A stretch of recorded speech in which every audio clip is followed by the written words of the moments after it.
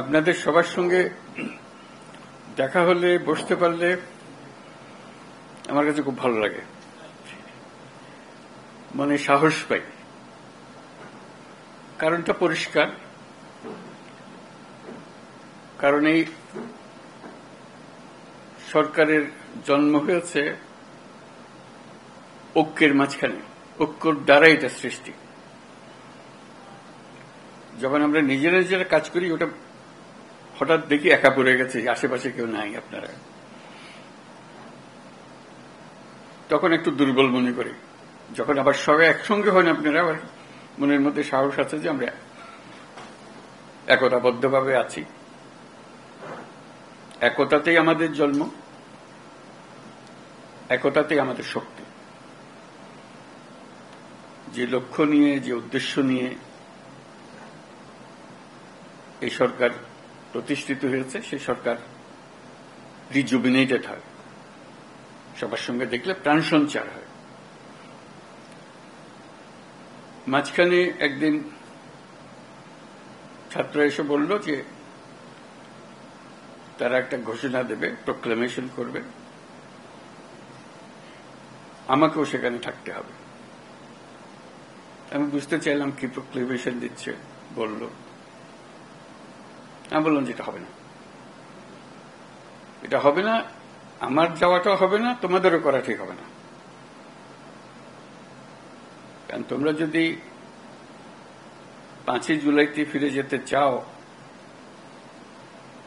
সেই দিনের পরিপ্রেক্ষিতে যা হয়েছিল সেটাকে রিক্রিয়েট করতে হবে, একা এটা করা যাবে না।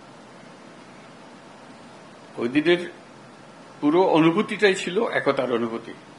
কেউ বলে নাই যে তুমি অমুক, তুমি অমুক। এই যে তোমরা যদি করতে চাও, সবাইকে নিয়ে করতে হবে, এটা পরিষ্কার। এটা না করলে এটা ঠিক হবে না। যে একতা দিয়ে তোমরা 5ই জুলাই সৃষ্টি করেছিলে, সেটার অবমাননা হবে। তারা খুব খুশি হয় না আমার কথায়, কিন্তু ক্রমে তারা বুঝলো যে 5ই জুলাই যদি রিক্রিয়েট করতে হয়, তাহলে 5ই আগস্ট জুলাই বলছে, 5ই আগস্ট যদি রিক্রিয়েট করতে হয়, তাহলে এইভাবেই করতে হবে, একত্রে করতে হবে। সেই কথার থেকেই এই আলাপ শুরু, সেইভাবে একত্রে করা যাবে। আজকে এই আলোচনাটা একে কেন্দ্র করেই হবে।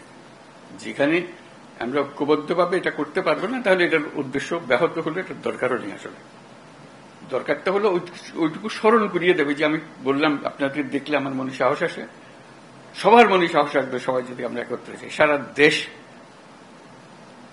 একেবারে চমকে উঠবে যে হ্যাঁ, আমরা তো আছি, জেগে আছি, এখন আমরা ভোতা হয়ে যাইনি, আমাদের অনুভূতি ভোতা হয়নি, এখন আমাদের অনুভূতি এখনো সে চাঙ্গা আছে।